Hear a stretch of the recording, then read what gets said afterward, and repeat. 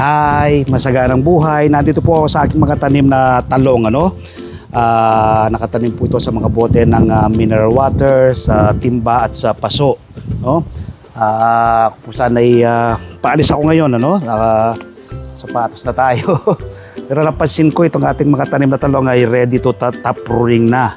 So ibabahagi ko po muna sa inyo ang pagtatap pruning, Bakit natin kailangan tap pruning ng ating mga tanim na talong? Para po manalampak po sila, magkaroon ng maraming sanga. Siyempre kapag nagkaroon po yung maraming sanga, so magkakaroon po ng maraming bunga. So ang talong po tinatanim sa true seeds, pwede nyo pong ipunla muna, pwedeng direct planting.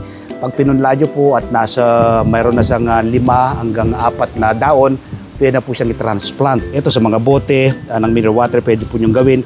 Pero kung meron din po kayong space na pagtatamnan, mas maganda pong itanim ang talong ng direkta sa lupa. So ito na po yung ating ilan sa ating mga na-pruning, So ayan po yung ating mga na-pruning na. Tinanggalan ko lang po yung mismong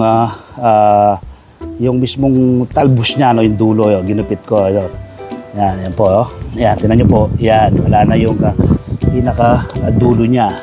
Yan, tapos magkakaroon pa ng bagong sanga yan. So, tingnan nyo, ang gaganda na po ng ating mga tanim na talong. Green na green po sila. Kasama po ng iba kong mga halaman dito sa isa sa bahagi ng aking garden. Ayan po. Ganda, dito po ba? Dito sa kabilang side, layer by layer sila doon. Ayan. Ayan, ang ating mga tanim na talong sa mga bote mineral water. Invite ko po kayo, every Sunday panoorin po nyo ang aking TV show, Masaganang Buhay. Napapanood po yan alas 7 hanggang alas 8 ng umaga sa 1PH Signal TV, Channel 1 ng TV5. Napapanood din po sa RPTV, YouTube at Facebook. Kapag araw naman po ng Martes, umaga po kayo ng kopya ng Filipino Star. Ngayon, meron po kong column dyan. Isinusulat ko po sa aking column ang iba't ibang do-it-yourself tips at iba pang sekreto sa pagsasaka. Sa Facebook page, Facebook profile, TikTok, nagbabahagi rin po tayo ng kaalaman. Kapag araw naman po ng Martes, umaga po kayo ng kopya ng Filipino Star. Ngayon, meron po akong column sa PSN. Isinusulat ko sa aking column ang iba't ibang do-it-yourself tips at iba pang sekreto sa pagsasaka.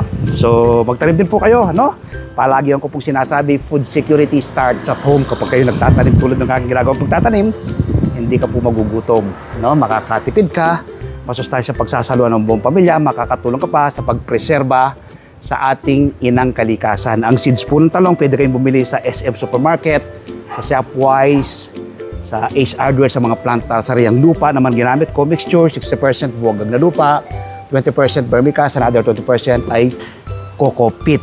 So, magtanim din po kayo para hindi kayo maapektuhan ng mataas na presyo ng gulay sa merkado. Happy farming po. God bless. Bye-bye.